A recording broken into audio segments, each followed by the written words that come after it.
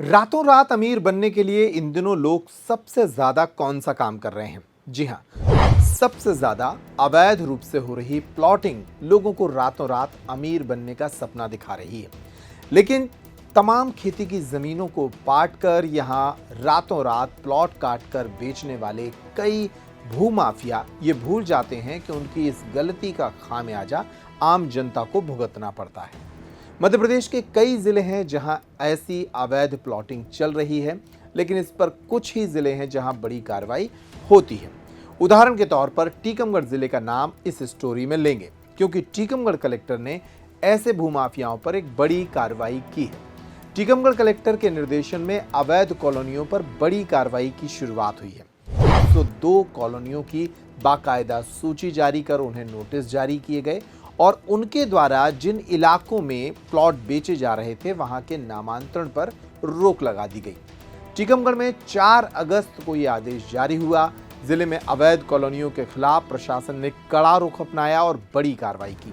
Collector विवेक श्रोतीय ने स्पष्ट निर्देश दिए हैं टीकमगढ़ एसडीएम को, और उन्होंने 102 अवैध कॉलोनियों की सूची जारी कर दी। इन कॉलोनियों का संचालन बिना वैध अनुमति और नियमों के विपरीत किया जा रहा था, जिसे गंभीरता से लेते हुए ये बड़ी कार्रवाई की गई है। लेकिन सवाल ये है कि जब टीकमगढ़ में ऐसी कार्रवाई हो सकती है तो छतरपुर जिले में प्रशासन किस इंतजार में बैठा है?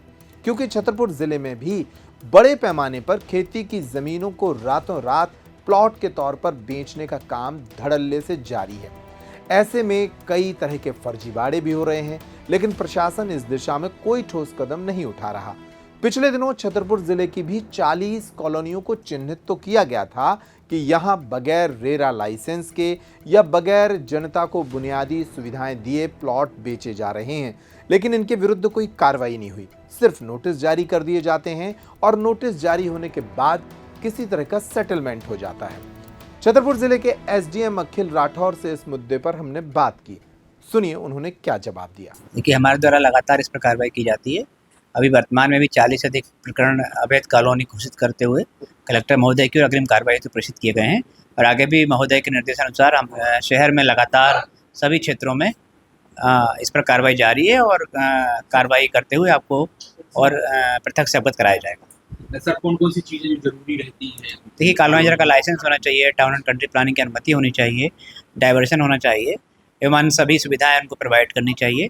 तो ये कुछ बेसिक सिद्धांत है कॉलोनी काटने के। अगर उनका पालन नहीं होगा तो उनके विरुद्ध कार्रवाई की जाएगी। तो अखिल राठौर कह रहे हैं कि उन्होंने 40 लोगों के नाम चिन्हित करके फाइल कलेक्टर के पास पहुंचा दी है, लेकिन ये फाइल काफी दिन पहले पहुंच गई थी या ये कार्रवाई काफी दिन पहले बताई गई थी। लेकिन अब तक ना तो किसी नामांतरण पर रोक लगी, ना ही रजिस्ट्रियों पर रोक लगी और ना ही ऐसे भूमाफियाओं पर एफआईआर दर्ज हुई जो रेरा कानून का उल्लंघन कर रहे हैं। अब सवाल उठता है कि आखिर ये कार्रवाई क्यों नहीं होती है। इस बारे में छतरपुर के वकील प्रशांत भदौरिया क्या कहते हैं, वो सुनिए। देखिए, छतरपुर में जो प्लॉटिंग का जो अवैध प्लॉटिंग का जो बिजनेस चल रहा है वो बहुत बड़े पैमाने पे चल रहा है। आप देखिए, कहीं भी किसी भी आप रोड पे चले जाइए, चाहे आप पन्ना रोड चले जाइए, चाहे आप सागर रोड चले जाइए, चाहे महुआ रोड चले जाइए, उन्होंने तो कहीं भी खेत देखा, जमीन मिली, उन्होंने प्लॉटिंग कर दी ना। उसमें उनको ये देखना है कि यहाँ पे मूलभूत सुविधाएं जैसे नाली हो गया, पानी हो गया, गार्बेज के लिए हो गया, मंदिर हो गया, पार्क हो गया, उन्होंने तो जितनी भी जगह मिली उन्होंने प्लॉटिंग कर दी, वहाँ पे प्लॉट वगैरह काट दिए। और उसके बाद में जो रोड का रकबा बचता है वो रकबा सरकारी रकबे से मैच करके रोड का रकबा ही कर दिया गया है। और सामान्यतः इनमें देखा जाता है, होता क्या है कि उसमें जिला दंडाधिकारी महोदय, एसडीएम महोदय उसमें नोटिस देते हैं। नोटिस के उपरांत भी कोई कार्रवाई नहीं होती है, वहाँ पे उनको मैनेज कर लिया जाता है, जिस किसी रूप में भी मैनेज किया जाता हो। उसके बारे में तो नहीं बता सकता हूँ, लेकिन सामान्य तौर पर देखा जाता है कि उन्होंने नोटिस भेजा, नोटिस आया, उसको उन्होंने मैनेज किया, उसके बाद में निरंतर ये चीज़ें चलती रहती है। इस पर कोई अधिकारी और कोई भी प्रशासनिक अधिकारी इसको संज्ञान नहीं लेते हैं। जी, तो किस तरह से संज्ञान करते हैं?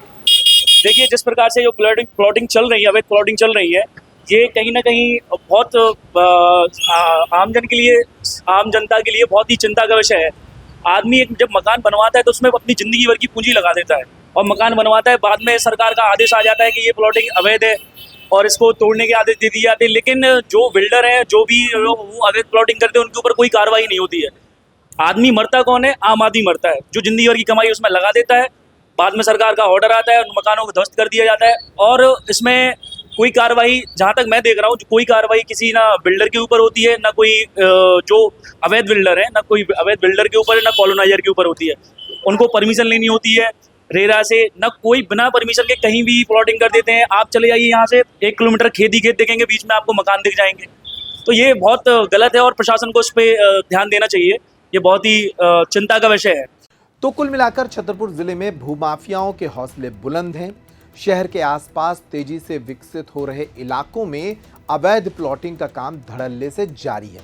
किसानों की जमीनों को सस्ते दामों पर खरीदकर बगैर किसी लाइसेंस के, बगैर राजस्व सरकार को दिए, यहां रातों रात प्लॉट काट दिए जाते हैं और इन प्लॉट्स के आसपास ना तो बिजली होती है, न नाली, न सड़क और ना ही बाग बगीचे। ऐसे में यहाँ रहने वाली जनता बुरी तरह से परेशान होती है। खास तौर पर परेशानी तब सामने आती है जब बारिश के दिनों में इन इलाकों में घुसने के लिए सड़क नहीं होती, इनके गंदे पानी की निकासी के लिए नालियां नहीं होती। ऐसे इलाकों में लगातार बीमारियां फैलती हैं और आम जनता परेशान रहती है। लेकिन क्या प्रशासन को ये सब नजर नहीं आता? इस उम्मीद के साथ कि इस खबर के बाद बड़ी कार्रवाई होगी, हम फिर लौटेंगे। नमस्कार।